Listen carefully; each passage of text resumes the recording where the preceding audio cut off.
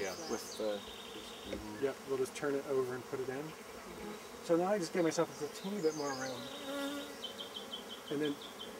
And normally I like working with just that one open because the temperature stays. So this temperature is all back to normal now in here. So you're saying that you're liking this design for the bar a lot right now? Yeah. Instead of that flat one? Yeah, there's a lot more incentive. To get on there. Yeah, and actually I've been talking to Carlos about it. I'm trying to get him down to have a look at them. Did you do these instead of Carlos doing? Not the golden means yet. He's just been concentrating on the backyard hives. But I want him to. I'm going to give him the plans for this one. This one is a prototype phase. And of course, last year the bear ate it, so I couldn't. So this is my first year, and it's been working great. This size and everything. If someone's really, really beginning and they're kind of starting out, I have them get the backyard hive because obviously that's a big comb to think about, right? Now again, see I'm going like this, I'm moving this comb and I'm making sure that I don't feel attachments. Yeah, see now it's free to move. You really want to be careful that you don't want to rush that one. That was a little quick there. How you'll see the queen is usually there'll be an open spot with a bunch of, it looks almost like this. See that little parade going through there? But it will be like a little rosette because they'll all face her, around her. But you'll see more of the rosette first and then you'll see the queen.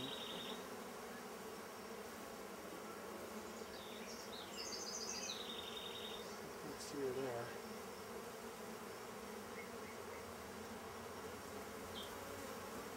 Aren't those drones goofy? You're like, ah.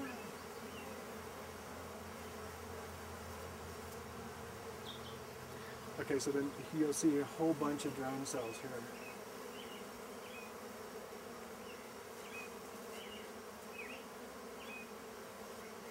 So what percentage is drones?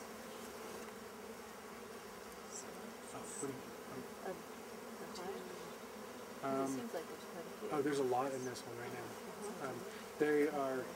They're totally depends on the genetics. Some will have a lot, some won't have a lot. But usually during the spring there'll be a lot more drones for a little bit. Yeah, I'm kind of amazed about how many drones they've got so early in the game here. I just put them in here, a month ago, and they're all like thinking they're going to swarm, but they filled up this almost entire hive. So they might swarm. Yeah. So, oh, look at that honey. see the guard? So it's a guard, and I'm just going to hang out. I'm not going to breathe on it.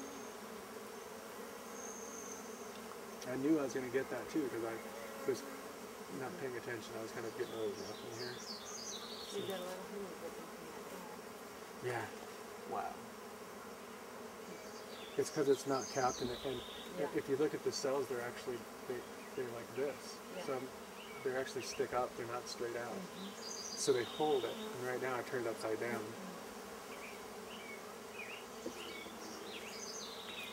Okay, so we'll take out this one here. See what we get. Yeah. Does you hear all those guards on that one?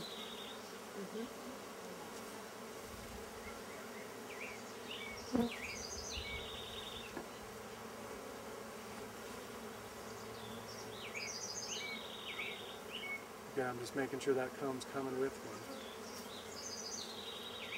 And then I'm always trying to stay just a couple steps away from closing up the hive.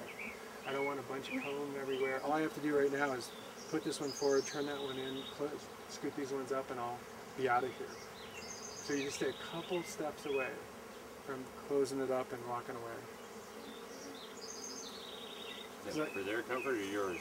It's for yours, because if you're just done and you're going, maybe you got stung and you're like, well, I'm not into this, and all of a sudden you have this big project. Okay. You want to just end the thing. When they're done with you, they're done with you. Right? You'll notice right away.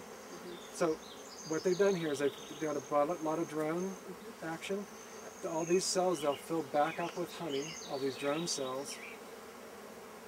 Okay? A lot of drones, and they'll fill these, see they're already filling them back up with honey. They're not going to make another drone out of it. But they got this big fat cell that they can put tons of honey in. Now, the first year, you'll notice there's a lot of mixed comb in here. You see what I'm saying? A little bit of honey, a little bit of brood, a little bit of this. Through when you first put a swarm in, they'll tend to do mixed combs for a little while until they get kind of, sorted it out. Okay. But you're really trying to establish them to keep the brood up front and honey in the back. So then there's some tricks to that. So we can keep just going through there really gently. These guys are just being really nice about it. Look at them all, their little heads sticking out. Isn't that cute? They're all like, it's like the A-tune.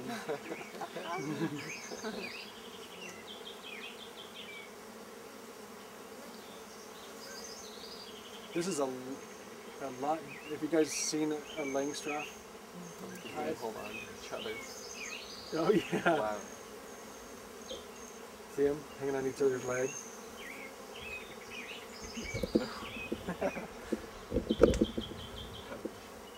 What you notice is a really different. So again, if it's a really hot day, I might not be able to stay horizontal like that, but it's nice and cool, so it will work. So again, you see, that's how you can do all you want to as long as you stay on this plane. And again, I'm holding it like this. And so the gravity's doing its own thing. I'm not holding it like this and accidentally turning it that way. And this is the correct way in.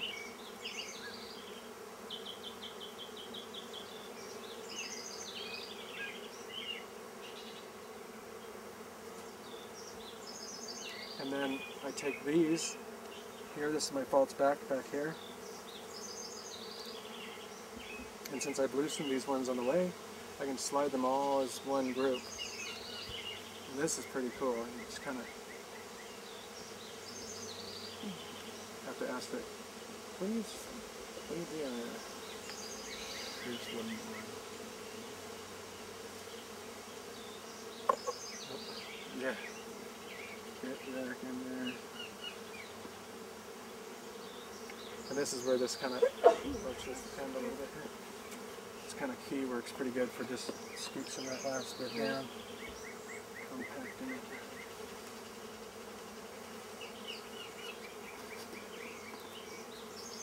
And then I'm just going to make sure the false back's kind of flat. But gosh, they're getting close, huh? To the false back? Really close. Yeah. Yeah, dip your finger in there.